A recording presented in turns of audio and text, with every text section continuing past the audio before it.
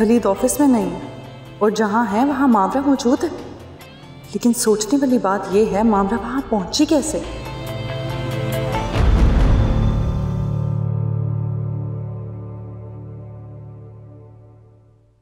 Baby जी juice रख दो। रुको। जी बेबी जी। जब मैं यहाँ नहीं थी तो मेरी गैर मौजूदगी कि मैं यहाँ क्या कुछ हुआ है? कुछ खास नहीं बेबी जी। ठीक से याद करके बताओ, कुछ तो हुआ होगा ना? वो जी कायनात बाजी आई थी 1-2 दफा और बस। और मावरा वो कितनी बार आई है यहाँ? याद करके बताना ठीक से। नहीं जी वो तो नहीं आती थी, पर आयमा बाजी उनसे मिलने जाती थी और वलीद साहब को आके बताती थी कि वो परेशान है।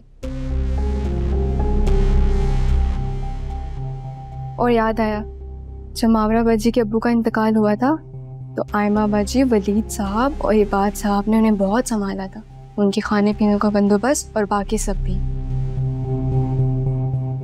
तो ये बात तुम मुझे अब बता रही हो? बेबी जी आप ही ने तो कहा था। बस करो, वो तो इसीलिए कहा था कि मेरे सर न चढ़ के बैठ जाओ। अब बताओ फिर क्या हुआ? और मावरा बाजी की परेशानी पर आयमा बाजी ने बात की थी। वो उनके मकान मालिक उनसे मकान खाली करवा रहे थे और मावरा बाजी नौकरी भी ढूंढ रही थी। तो इस बात पे मावरा बाजी को आयमा बाजी ने तसल्ली दी कि वलीद साहब उन्हें अपने ऑफिस में नौकरी भी देंगे और रहने के लिए घर का बंदोबस्त भी कर देंगे। अच्छा, फिर वलीद साहब ने क्या कहा? वो जी पता नहीं, मुझे तो चाय लाने भेज दिया था। तो किसी कोने में रुक के बात नहीं सुन सकती थी? जहां पूरी बातें सुननी है, इसको सुनने में मौत आ रही थी। काम की बात तो सुनी नहीं। मुझे बस ध्यान में नहीं रहा, पर बाद में मैंने आयमा बाजी को कायनात बीबी और इबाद भाई से ये कहते हुए सुना कि आप तक ये बात ना पहुंचे वरना आप वलीद साहब से बहुत लड़ेंगे।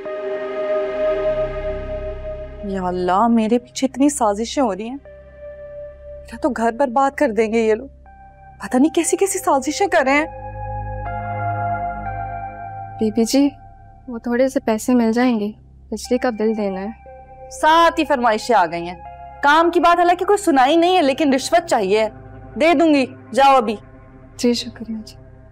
बीबी जी आप जूस पिए। दे दूंगी पैसे, जाओ अब। जी बीबी जी। कुछ ज्यादा ही प्यार आ रहा है, उस पर उठा के घर ही ले आते, मुझे लाने की क्या जरूरत थी? ये सब चल रहा है मेरे पीछे, सबको देख लूंगी। देखिए ड्रामा सीरियल दो किनारे, पीर से बुध, रात 8 बजे।